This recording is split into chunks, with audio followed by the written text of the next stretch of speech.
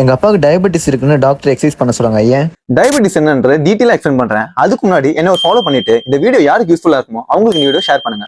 சாப்பிட்ற ஃபுட்டு உடம்புக்குள்ள போய் டைஜஸ்ட் ஆகி சுகரா கன்வெர்ட் ஆகும், அதாவது குளுக்கோஸ். இப்போ இந்த குளுக்கோஸ் நம்ம உடம்புக்குள்ள இருக்க சின்ன சின்ன செல்ஸ்ல எனர்ஜியா ஸ்டோர் ஆகும். இப்போ இந்த எனர்ஜி நம்ம செல்லுக்குள்ள போறதுக்கு ஒரு கீ தேவை, அதெல்லாம் இன்சுலின் சொல்லுவாங்க.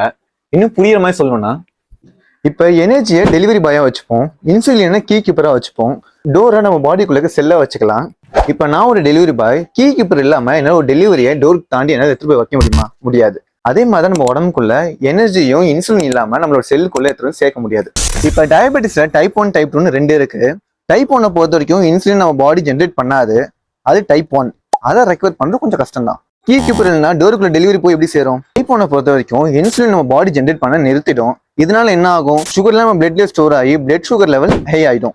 இப்போ இதுக்கான ட்ரீட்மெண்ட்டா நீங்க பார்த்துருப்பீங்க, பிளட் சுகரை மானிட்டர் பண்ணிட்டே இருப்பாங்க, இன்சுலின் இன்ஜெக்ஷனை அடிக்கடி இன்ஜெக்ட் பண்றத பார்த்துருப்பீங்க. டைப் 2 பொறுத்த வரைக்கும் நம்ம உடம்புல ஆல்ரெடி இன்சுலின் இருக்கும், ஆனா அது ரெசிஸ்ட் பண்ணும். லைக் நம்ம கீ கீப்பர் இருக்கார்ல, அவர் ஒழுங்கா வேலை செய்யலாம் எப்படி இருக்கும்? அதே மாதிரி இன்சுலின் சரியா வேலை செய்யலனா இன்சுலின் ரெசிஸ்டன்ஸ் சொல்லுவாங்க. லைக் ஸ்டெக்கான டோர் மாதிரி. இந்த டோரை எப்படி சரி பண்றதுன்னு கேட்டீங்கன்னா அதுக்கு சொல்யூஷன் இருக்கு. அதாவது இன்சுலின் ப்ராப்பரா ஒர்க் பண்றதுக்கு என்ன பண்ணுன்னு சொல்றேன். இப்போ டைப் 2 டயபெட்டிஸ் இருக்கிறவங்க ஓவரா ஒபீஸா இருப்பாங்க, ரொம்ப ஃபேட்டியா இருப்பாங்க.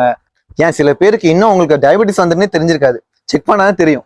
அண்ட் இந்த டைப் 2 டயபெட்டிஸை கொஞ்சம் கொஞ்சமா ரெக்கவர் பண்ண முடியும், ப்ரிவென்ட்டும் பண்ண முடியும். எக்ஸசைஸ் இருக்கிற எல்லா எனர்ஜியும் கொஞ்சம் கொஞ்சமா யூஸ் பண்ணணும். அதுக்கு வீக்லி 3 டைம்ஸ் வெயிட் ட்ரைனிங் பண்ணுங்க, கார்டியோ பண்ணணும், அண்ட் டயட்டை ஃபாலோ பண்ணணும், ஸ்மோக் பண்ணக்கூடாது. இந்த மாதிரி ஒரு பர்ஃபெக்டான ஒரு ரொட்டீனை ஃபாலோ பண்ணா நீங்களும் கொஞ்சம் கொஞ்சமா ப்ராக்ரஸ் ஆகிறத உங்களாலே பார்க்க முடியும்.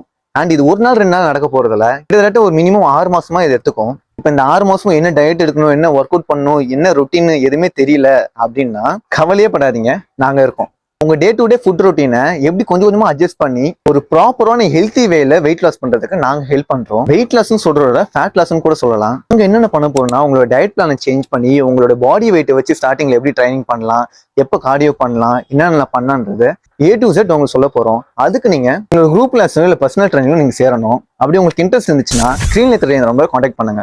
ஆன்லைன் ஆஃப்லைன் ரெண்டுமே அவைலபிளா இருக்கு, மறக்காம செக் பண்ணுங்க. இப்போ இது எதுவுமே மாத்திரை மருந்து இல்லாமலே எல்லாமே ஒர்க் அவுட் ஆகிடும் அப்படின்னு கிடையாது. நீங்க எடுக்கிற மாத்திரை மருந்தோட சேர்த்து இதுவும் உங்க பாடி ரெக்கவர் ஆக ஹெல்ப் பண்ணும். எதுக்குடா இதெல்லாம் செலவு பண்ணும் அப்படின்னு நினைச்சீங்கன்னா யோசிச்சு பாருங்க. டயபெட்டிஸ்ன்னு சொல்லிட்டு எவ்வளவு மாத்திரை மருந்துன்னு சொல்லி மாசம் மாசம் செலவு பண்றீங்கன்னு. அதுக்கு கொஞ்சமா உங்க ஹெல்த்ல இன்வெஸ்ட் பண்றதுல என்ன தப்பு? யோசிச்சு பாருங்க. Just chill and stay fit.